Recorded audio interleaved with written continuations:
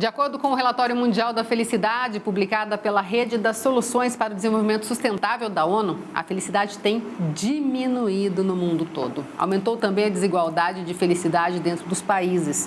Vários fatores contribuem para isso. Esse é o tema do quadro Ciência da Felicidade de hoje.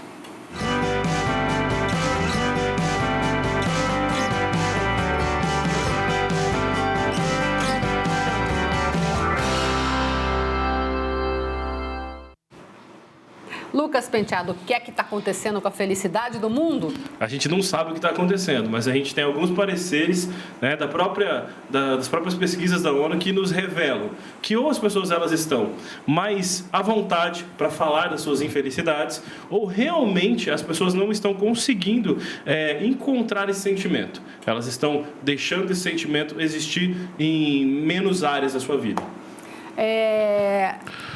Isso vem acontecendo já há bastante tempo, esse relatório que foi o grande susto, como é que está isso? Porque esse relatório é novinho, né?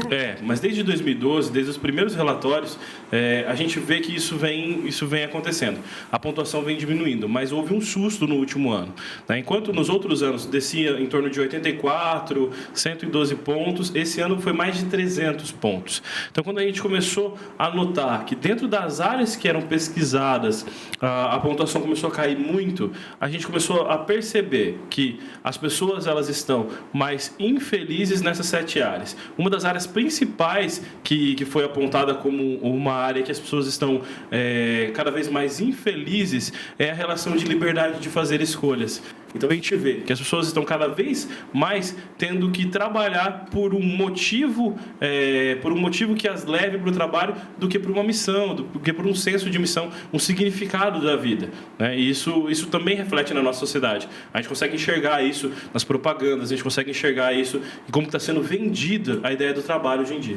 Agora, Lucas, qual que é a importância de ter um relatório como esse, de estudar isso, essa felicidade aí no mundo?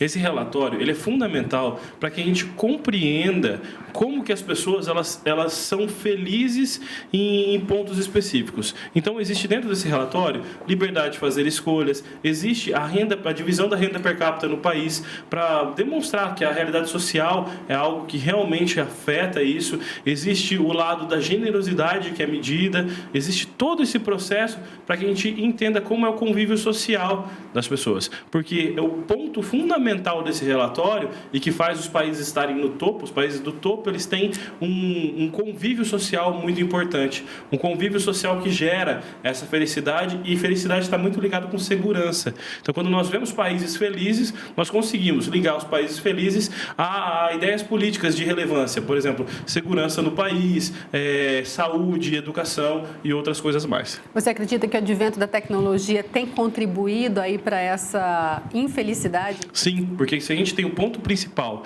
o convívio social, nos países onde o convívio social está sendo colocado de lado para um convívio virtual, as pessoas estão ficando mais infelizes. E o convívio virtual, ele tem muito a ver com o que eu quero demonstrar e não com o que eu sou.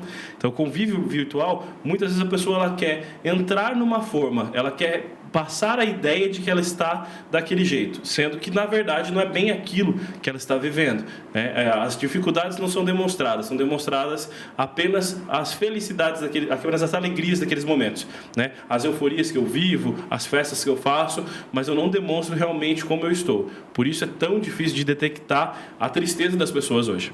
Aliás, essa necessidade de autoafirmação só significa que dentro a coisa não está legal, né? Exato, e que o relacionamento social está cada vez menor, né? Quando eu observo na internet, observo nas redes sociais, pessoas que postam fotos de convívio social quase que a semana toda, olha, estou em tal lugar com tais amigos, estou com isso. Normalmente, essas pessoas não postam outras fotos tentando conseguir curtidas, likes e outros mais. Ela não busca essa validação da sociedade, né? Porque a sociedade está validando algumas coisas. Então, estou validando quem está fazendo tal atividade, estou validando isso. Para essas pessoas que têm bastante convívio social, essa validação não é tão importante. E eu sempre digo, há uma coisa fundamental e muito importante no convívio social. Ele te dá segurança. Você se sente seguro quando você está próximo de pessoas que você gosta. Aliás, o país topo dessa lista de felicidade é um país que é praticamente do tamanho de Maringá, né? Exatamente. A ideia Aliás, tamanho de população. Tamanho de população, espaço, é isso mesmo. A gente tem a Islândia como país, como um dos top players durante todos esses anos. E estudando a Islândia, a gente pode aprender algumas lições. Uma delas é o relacionamento entre as pessoas. Isso é muito valioso lá. Isso é mais valioso do que a minha imagem perante a outra pessoa. É como eu trato a pessoa é mais importante do que como eu pareço ser. Então, uma das coisas bem interessantes que eu li no Great Good Science, que é um boletim que fala sobre a ciência da felicidade, é que nesse país não existem grandes ídolos. O que existem são grandes famílias e grandes grupos que cuidam uns dos outros. Isso é fundamental. Essa convivência, você falou de trazer segurança, porque justamente isso, você sabe que se você precisar, o outro está perto. Exatamente.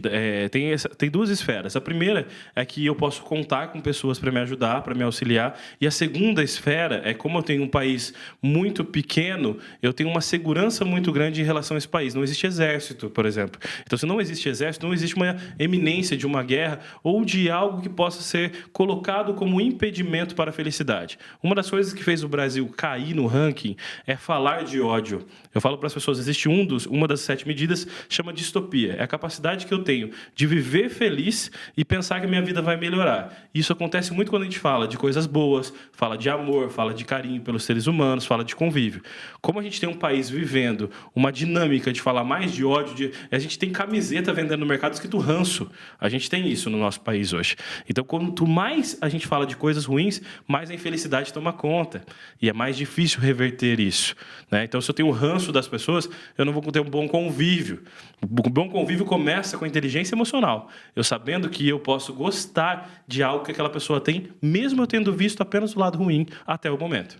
E uma outra coisa legal é que lá também a natureza é muito preservada, né? Tem a aurora boreal, claro, que é uma coisa que é maravilhosa, né, para os olhos, mas eles têm uma preservação da natureza, um contato forte com a natureza, né? Esse ponto é fundamental para o ser humano lembrar que ele faz parte de um planeta. Quando a gente fala de vida significativa, dentro da filosofia ocidental, quando a gente pega Confúcio, um dos filósofos ocidentais, ele disse: o ser humano mais próximo da natureza é mais próximo de si mesmo.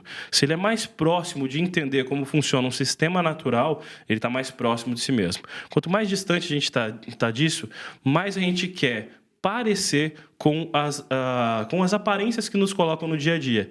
E aí fica difícil parecer com paredes, né? Eu falo que o carro de metal, ele não faz parte da nossa realidade. Então, o homem, ele não é de metal. O homem, ele não tem essa mesma essa mesma força, esse mesmo vigor do metal. Então, a gente tem as ideias. Nossa, nós temos super-heróis, assim. Mas o ser humano, ele é feliz quando ele está próximo de algo que se parece muito com ele. A gente fica muito feliz de estar próximo de animais, porque eles são de carne e osso como a gente. E na natureza também existe isso. A vida, observar uma vida, né, e entender como essa vida é importante dentro do seu equilíbrio. Então, a gente pode dizer que para começar bem essa semana, para já ir, quem sabe, trabalhando melhor a felicidade, estar perto das pessoas que a gente gosta. Exatamente. Bom, podemos dar essas duas dicas. Estar perto de quem você gosta e aproveitar a natureza, né? Eu digo que a natureza ela sempre está presente no nosso dia a dia. Aqui em Maringá, a gente vê a natureza muito facilmente, né? Então, aproveitar esses momentos, estar mais próximo da natureza e poder fazer essa observação, né? Se possível, fazer as duas coisas juntos. Leve alguém junto com você para ver a natureza. Isso vai te ajudar bastante. Dica dada, então, para a semana. É isso aí. Legal. Obrigada, viu, pelas informações. Eu agradeço.